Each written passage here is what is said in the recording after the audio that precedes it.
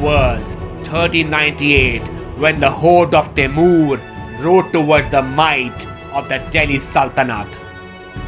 The grand army of Sultan Nasiruddin Muhammad Shah Tughlaq was no match against the forces of Timur. This jolt gave time and opportunity to many empires to consolidate and expand their boundaries. Bahmani Sultanate, Jaunpur Sultanate, Vijaynagar Empire, and the Empire of Bengal immediately mobilized their troops and tried conquering areas of the weaker kingdoms. One such kingdom was Kalinga. Its power greatly declined after it was invaded by the Sultan of Delhi, Ghat al-Din, in 1324, and under Bhanudev, Orissa never fully recovered.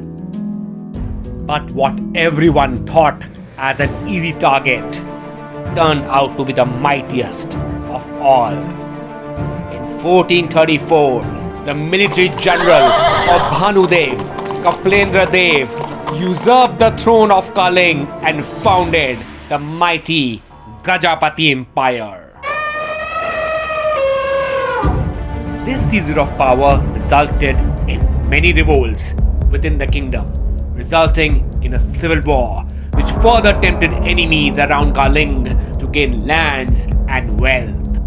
As a result of which, Shamsuddin Ahmad Shah of the Bengal Sultanate, Mahmud Shah of the Sultanate of Jaunpur, and Dev Raya II of the Vijaynagar Empire marched from north, west, and south respectively towards Kalinga. Kapilendra Deva now had to fight invaders and his empire's hostile nobles. He had to fight at 4 different fronts. But Kapilendra Deva was a war veteran. He neatly divided his army into 2 groups under his generals and surprised the forces of Bengal and Jaunpur with a swift counterattack, while he himself marched to fight off his hostile nobles. After crushing the revolt within, his generals merged their forces with his, and together he led a massive contingent against Dev Raya II of the Vijaynagar Empire and pushed him back from his kingdom. After finishing off all threats, Kapilendra Deva reorganized and restructured Kalinga's old tradition of the Paika army, or the peasant army. Paikas were not on regular payrolls but were trained as a regular army. They fought for their kingdom, land grants, and tax exemptions. Kapilendra Deva's Paika army was very neatly organized. They were divided into various units.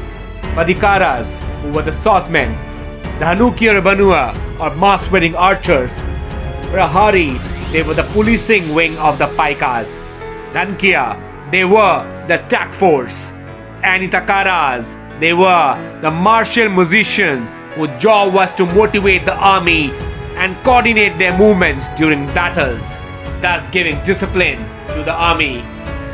Using Paika and his regular army, Kapilendra Deva went offensive and launched military campaigns, expanding his empires at all fronts. In 1454, the Orissa forces conquered the Reddy Kingdom. This was followed by an invasion of Goda from the Bengal Sultanate. In 1456, Kapilendra Deva sent his son Hamviradeva to Telangana and liberated Vilama chiefs from the Bahmani Sultanate, making the region a feudal state of the Gajapati Empire. In 1460, Hamviradeva was again sent with a massive force to conquer Vijaynagar Empire, and he successfully captured the capital of Vijaynagar, Hampi, in the same year.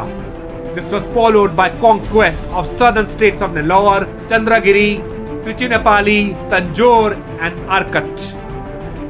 In 1462, Kapilendra Deva led an invasion force and captured the capital of the Bahmani Sultanate, Bidar.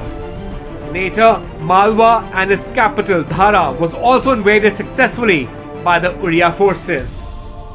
Because of these successful invasions, the Gajapati Empire under Kapilendra Deva stretched from the lower Ganga in the north to the Kaveri in the south, encompassing large parts of Andhra Pradesh, eastern and central parts of Madhya Pradesh, Jharkhand, and large parts of West Bengal, making it the mightiest during his era. Apart from his military success, his kingdom became the center for art and literature.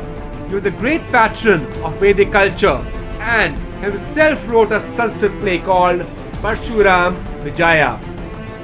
In 1466, Kapilendra Deva died and chose his younger son Purushottama Deva as his heir, who after a brief civil war successfully ruled for 40 years. It was during his reign that the famous legend of Kanchi Kaveri took place, which is still recited in Jagannath Temple, Puri, Orissa. The empire of Gajapati flourished for around 100 plus years, after which it lost its charm with the rise of a powerful foe, the legendary Krishnadevaraya of the Vijaynagar Empire. Though after a series of battles the two kingdoms eventually went into an alliance, but the might of the empire never remained the same.